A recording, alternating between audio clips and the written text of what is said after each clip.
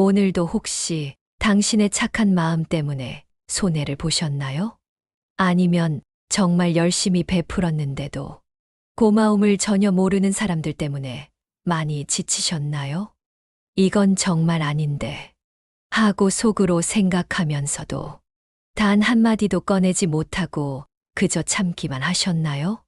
충격적인 사실이지만 당신의 착한 마음이 오히려 당신과 상대방 모두를 해칠 수 있습니다. 그리고 여러분이 양보하는 무조건적인 양보가 진정한 선함이 아닐 수 있습니다. 이것은 많은 분들이 깨닫지 못하는 가장 놀라운 진실입니다. 이 영상에서는 이러한 문제를 해결하고 진정으로 현명하게 행동할 수 있는 실질적인 방법들을 함께 알아보겠습니다.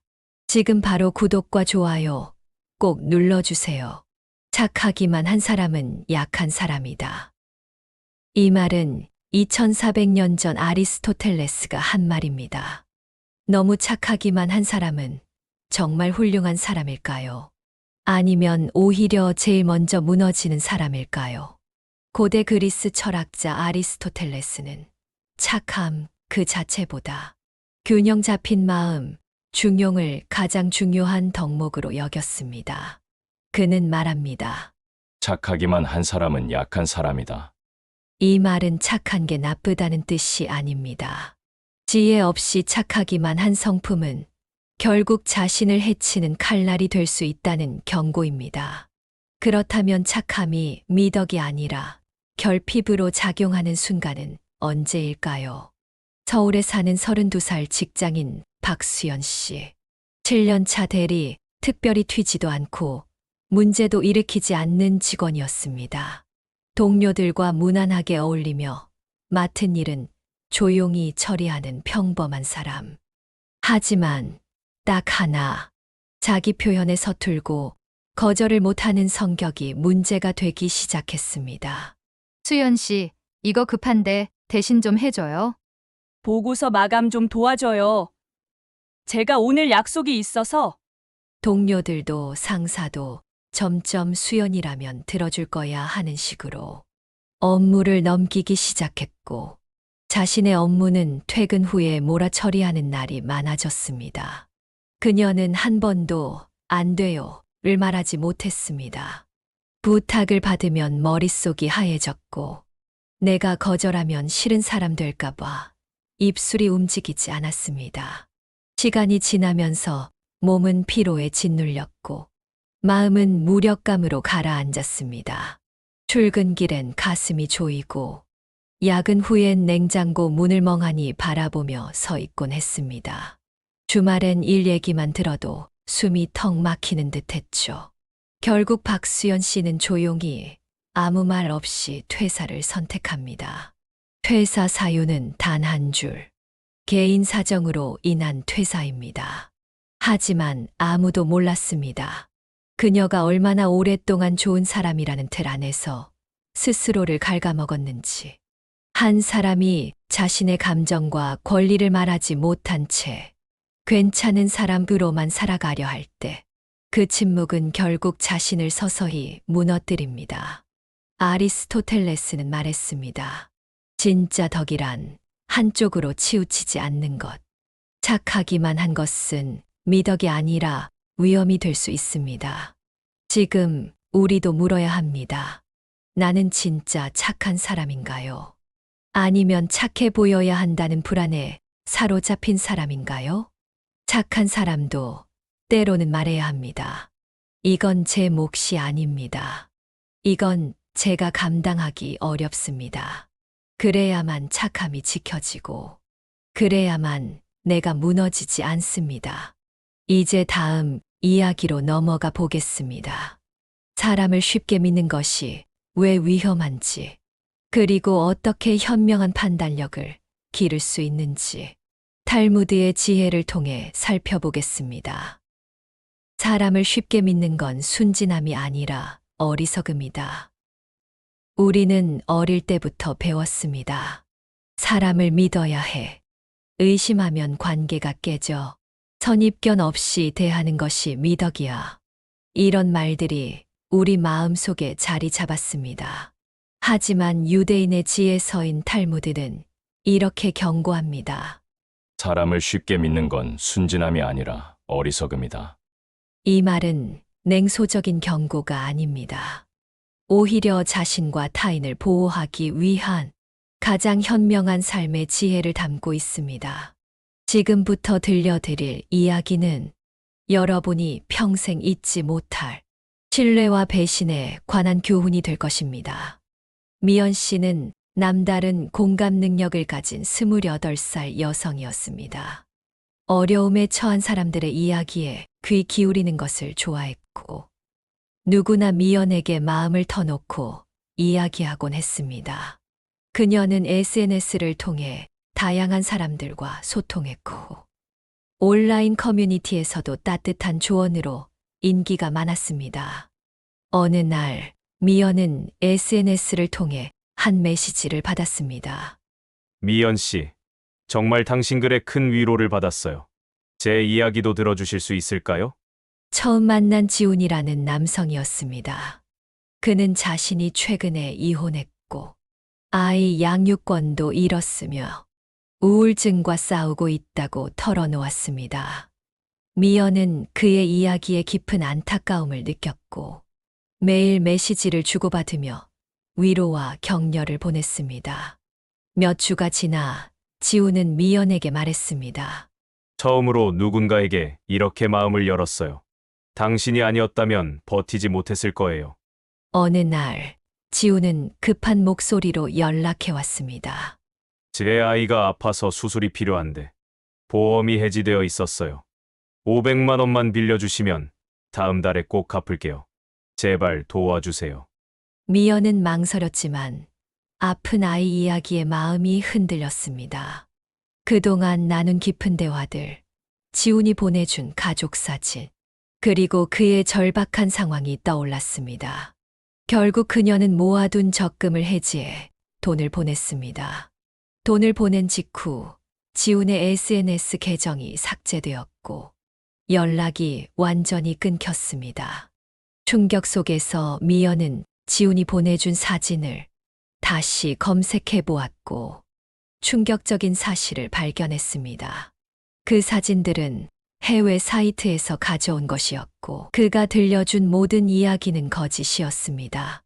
미연은 경찰에 신고했지만 가상 계정과 가명을 사용한 온라인 사기는 추적이 어렵다는 답변만 받았습니다. 미연은 자책했습니다. 어떻게 그런 뻔한 사기에 넘어갔지? 나는 왜 그 사람을 의심하지 않았을까? 심리학자들에 따르면 이런 감정적 사기는 우리의 선한 본성과 공감 능력을 노린 가장 교묘한 속임수입니다. 온라인에서는 특히 상대방의 진위를 확인하기 어렵고 감정적 유대감이 형성되면 비판적 사고가 멈추는 경향이 있습니다. 탈무드의 가르침은 이런 인간의 심리적 약점을 이미 오래전에 간파했습니다. 감정이 판단을 흐리면 지혜는 침묵한다. 이것은 모든 사람을 의심하라는 가르침이 아닙니다. 오히려 건강한 경계심을 가지라는 지혜입니다. 현명한 신뢰는 시간과 행동을 통해 검증됩니다. 말이 아닌 행동을 보라. 약속이 아닌 실천을 보라. 감정적 호소가 아닌 일관성을 보라. 이것이 탈무드가 말하는 지혜입니다. 미연의 사례에서 우리는 중요한 교훈을 얻습니다. 첫째, 급박한 돈 요구는 항상 의심해 볼 필요가 있습니다. 둘째, 온라인 관계에서는 더욱 신중한 검증이 필요합니다. 셋째, 감정적 유대감이 형성되었다고 해서 판단력을 잃지 말아야 합니다. 심리학자 로버트 헤어는 말합니다. 사기꾼들은 당신의 공감 능력과 선한 본성을 이용합니다. 그들은 당신의 감정을 조종해 판단력을 흐리게 합니다. 당신은 지금 누군가를 믿고 있나요? 그 신뢰는 검증된 것인가요? 아니면 단지 감정적 유대감에 기반한 것인가요? 탈무드는 말합니다. 사람을 쉽게 믿는 건 순진함이 아니라 어리석음이다. 이 말은 의심하며 살라는 뜻이 아닙니다. 신뢰할 만한 사람을 현명하게 분별하는 지혜를 가지라는 가르침입니다. 당신의 믿음이 순진함이 아닌 현명한 판단에서 비롯될 때 비로소 진정한 관계의 아름다움을 경험할 수 있을 것입니다. 너무 착한 사람과는 함께하기 어렵다. 앞에서 아리스토텔레스는 착하기만 한 사람은 약한 사람이라 했습니다. 그 말은 동양에서도 비슷하게 전해집니다. 공자는 논어에서 이렇게 말합니다. 너무 착한 사람과는 함께하기 어렵다. 부드럽기만 해서 원칙이 없기 때문이다. 이 말은 단순한 비판이 아닙니다. 진정한 관계의 가치와 신뢰에 대한 깊은 통찰을 담고 있습니다. 지금부터 들려드릴 이야기를 통해 그 의미를 함께 생각해 보겠습니다. 정숙 씨는 평생 참한 사람으로 살아왔습니다. 20년간 같은 아파트 단지에서 살며 주민들 사이에서 인정받는 65세 여성이었죠. 누가 부탁하면 거절하지 못했고, 아파트 주민 행사가 있으면 늘 앞장서서 봉사했습니다. 아파트 문제도 마찬가지였습니다. 위층 주민이 밤늦게 소음을 내도 갈등을 피하기 위해 그냥 참았습니다. 사이좋게 지내는 게 더 좋은 것이라고 생각했습니다. 그러던 어느 날 같은 동에 최 씨라는 새 이웃이 이사 왔습니다. 처음에 정숙 씨는 떡과 반찬을 들고 가 최 씨 가족을 환영했습니다. 최 씨는 그 호의를 고맙게 받았고 몇 주 후 부탁을 해왔습니다. 어머, 안녕하세요. 우리 아이 학원 데려다 주는 길인데 같이 태워주실 수 있나요? 3시에 매일 정숙 씨는 병원 약속이 있는 날도 있었지만 거절하지 못하고 그럼요라고 대답했습니다. 시간이 지날수록 최 씨의 부탁은 늘어났습니다. 택배 받아주기, 집 봐주기, 심지어 아파트 관리비 대납까지. 정숙 씨는 모든 부탁을 들어주며 자신의 시간과 건강을 희생했습니다. 어느 날 같은 층에 사는 박 씨가 정숙 씨에게 찾아왔습니다. 정숙 씨, 얼굴이 많이 안 좋아 보여요. 최 씨 부탁이 너무 과한 거 아니에요? 정숙 씨는 한숨을 쉬며 말했습니다. 어쩌겠어요.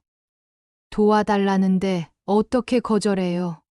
박 씨는 단호하게 말했습니다. 내 말 좀 들어봐요. 나도 60년을 살아보니 알겠더라고. 착한 척하는 게 결국 서로에게 좋은 게 아니야. 최 씨는 당신을 평생 도우미로 생각할 거고 당신은 평생 원망만 쌓게 될 거예요. 그날 밤 정숙 씨는 처음으로 자신의 삶을 돌아보았습니다. 남편이 살아있을 때도 그녀는 자신의 마음을 표현하지 못했고 아들에게도 진심을 말하지 못했습니다. 그저 착한 엄마, 착한 이웃으로만 살아왔던 것입니다. 그리고 문득 깨달았습니다. 내가 진정으로 베푼 것일까? 아니면 그저 갈등이 두려워 피한 것일까? 다음 날 최 씨가 또 부탁을 하러 왔을 때 정숙 씨는 생전 처음으로 이렇게 말했습니다. 죄송합니다만 오늘은 제 병원 약속이 있어서 어렵네요. 앞으로는 미리 날짜를 알려주시면 가능한 날에만 도와드릴게요. 놀랍게도 최 씨는 화를 내기는커녕 아이고, 제가 너무 무리한 부탁을 드렸네요. 건강이 중요하시죠? 라고 말했습니다.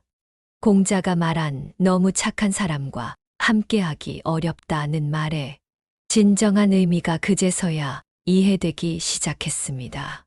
원칙 없이 모든 것을 수용하는 사람은 결국 자신의 가치를 지키지 못할 뿐 아니라 타인에게도 신뢰를 주지 못합니다. 정숙 씨가 자신의 한계를 분명히 했을 때 오히려 관계는 더 건강해질 수 있었던 것입니다. 한의학에서는 이를 중화라고 부릅니다. 지나친 것도 모자란 것도 아닌 균형 잡힌 상태가 진정한 건강을 가져온다는 것입니다. 정숙 씨의 이야기에서 우리는 중요한 진실을 발견합니다. 첫째, 진정한 선함은 무조건적인 수용이 아니라 건강한 경계를 세우는 것에서 시작됩니다. 둘째, 평생 익숙했던 패턴을 바꾸는 것은 늦지 않습니다. 60대, 70대라도 새로운 관계의 방식을 배울 수 있습니다. 셋째, 자신을 존중할 때 타인도 우리를 존중합니다. 우리 세대는 참는 것이 미덕이라고 배웠습니다. 하지만 공자의 지혜는 우리에게 말합니다. 진정한 미덕은 분별력 있는 베품에 있다고. 당신은 지금 어떤 상황에서 필요 이상으로 참고 있진 않나요? 자녀나 손주들에게 모든 것을 양보하며 정작 자신의 행복은 뒷전으로 미루고 있진 않나요? 너무 착한 사람과는 함께하기 어렵다. 이 말은 친절함을 버리라는 뜻이 아닙니다. 오히려 더 깊고 진정한 관계를 위해 때로는 자신의 경계를 분명히 해야 한다는 가르침입니다. 삶의 황혼기에 더 행복한 관계를 맺고 싶다면 지금부터라도 자신의 목소리를 내어보세요. 그것이 당신과 모두를 위한 진정한 선함의 시작입니다. 이제 다음 이야기로 넘어가 보겠습니다. 왜 자비에는 반드시 지혜가 함께해야 하는지 달라이 라마의 가르침을 통해 살펴보겠습니다. 자비에는 지혜가 함께해야 한다. 배려와 친절함은 우리 사회에서 높이 평가받는 미덕입니다. 어려운 사람을 돕고 나눔을 실천하는 행동은 모두가 칭찬하는 가치이죠. 하지만 달라이 라마는 이렇게 말합니다. 자비에는 지혜가 함께해야 한다. 그렇지 않으면 어리석음이 된다. 이 말은 단순한 경고가 아닙니다. 우리의 선한 의도가 어떻게 해를 끼칠 수 있는지, 그리고 진정한 자비란 무엇인지에 대한 깊은 통찰을 담고 있습니다. 진정한 자비란 감정적인 반응이 아니라 상황을 명확히 보는 지혜와 결합될 때만 진정한 가치를 갖게 된다는 의미입니다. 지금부터 들려드릴 이야기는 여러분의 마음을 흔들 것입니다. 민수 씨는 지역 봉사단체에서 활동하는 따뜻한 마음을 가진 사람이었습니다. 그러던 어느 날 봉사활동 중에 재혁이라는 노숙자를 만났습니다. 처음에는 평범한 배식 봉사였지만 봉사활동 후 재혁과 한두 시간 이야기를 나누게 되었습니다. 재혁은 과거 회사원이었던 이야기, 사업 실패 후 거리에 나앉게 된 과정, 그리고 다시 일어서고 싶다는 진솔한 마음을 털어놓았습니다. 민수는 재혁의 이야기에서 진정성을 느꼈고 며칠간 고민 끝에 자신의 집 일부 공간을 임시로 그에게 제공하기로 결정했습니다. 가족들은 반대했지만 민수는 단호했습니다. 내가 직접 알아봤어. 그 사람은 정말 도움이 필요해. 처음 며칠간은 모든 것이 괜찮아 보였습니다. 재혁은 감사 인사를 전했고 곧 일자리를 구해 독립하겠다고 약속했습니다. 하지만 일주일이 지나자 상황이 달라졌습니다.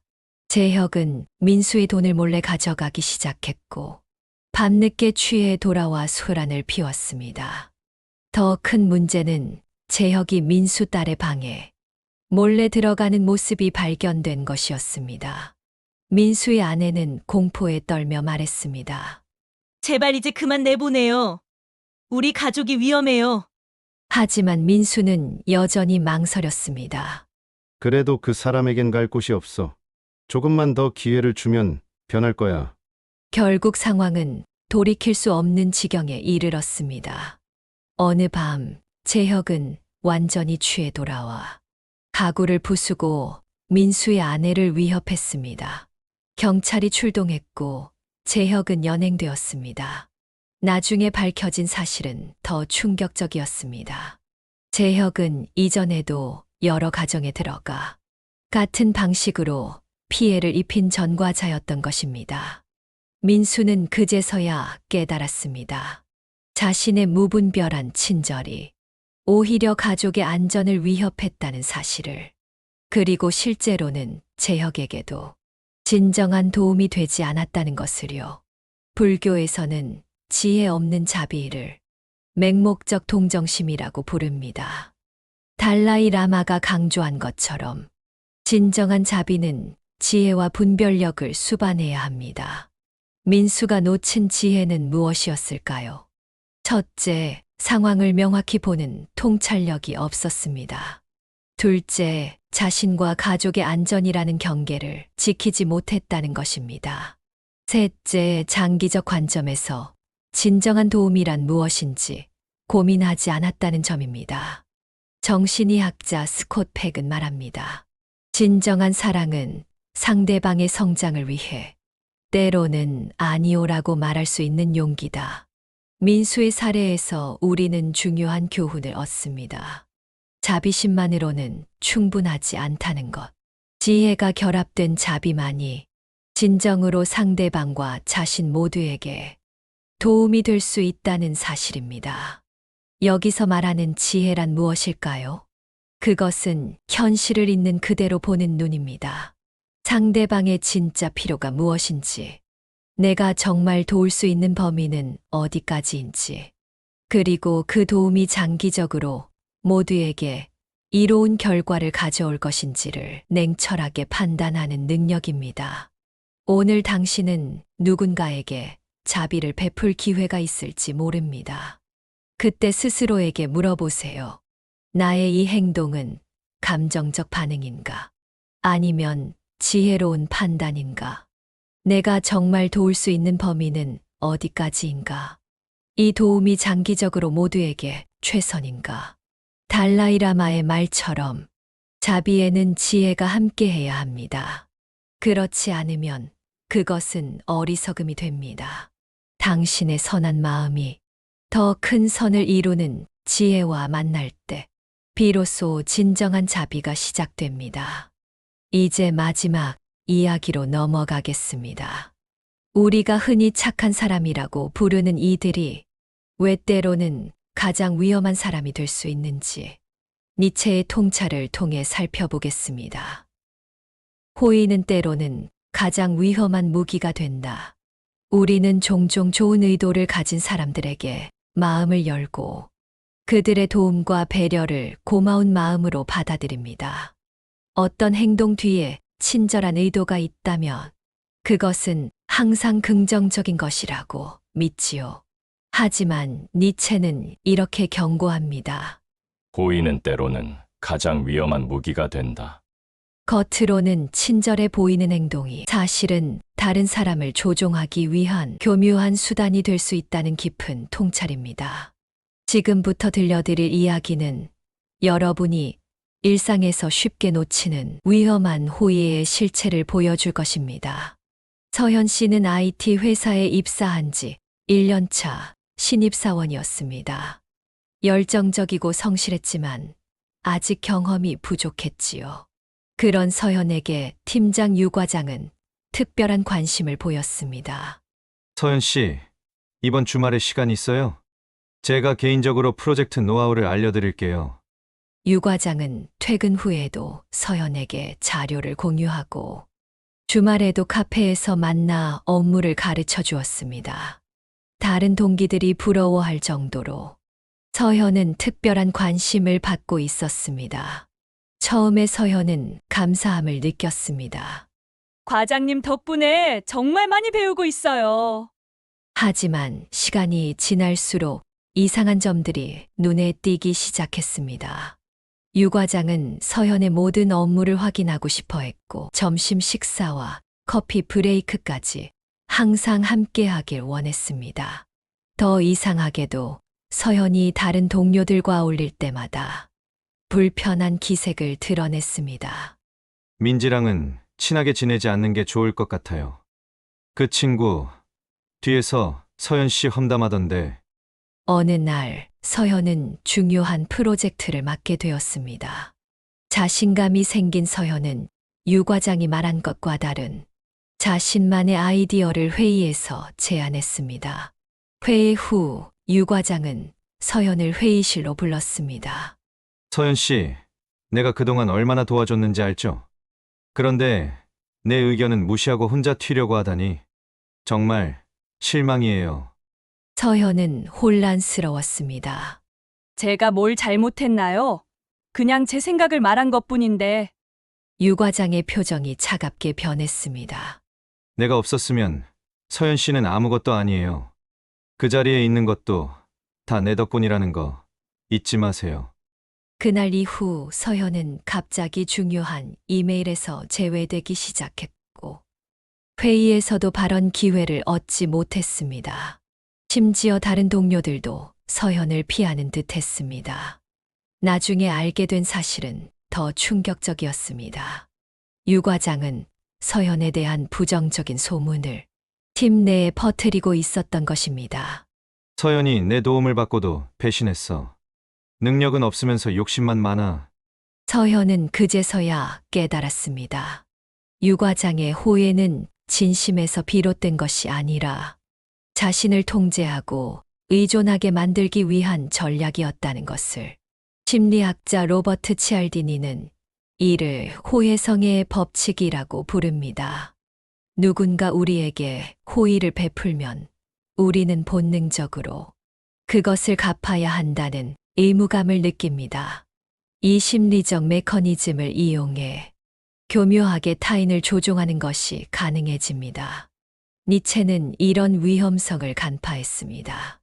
그는 어떤 사람들에게 친절함은 지배욕을 표현하는 또 다른 형태일 뿐이다라고 경고했습니다.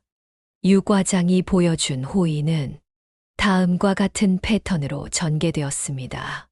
첫째, 과도한 친절로 상대방을 감동시킵니다. 둘째, 점차 의존성을 높여 자율성을 제한합니다. 셋째, 은혜를 강조하며 부채감을 형성합니다. 넷째, 통제에 저항할 때 갑작스러운 냉대로 처벌합니다. 심리학자 마샤 리네아는 이런 유형의 관계를 정서적 착취라고 정의합니다.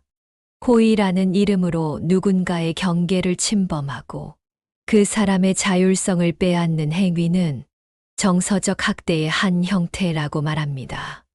서현의 이야기에서 우리는 중요한 신호를 발견할 수 있습니다. 진정한 호의는 당신에게 자유와 성장을 줍니다.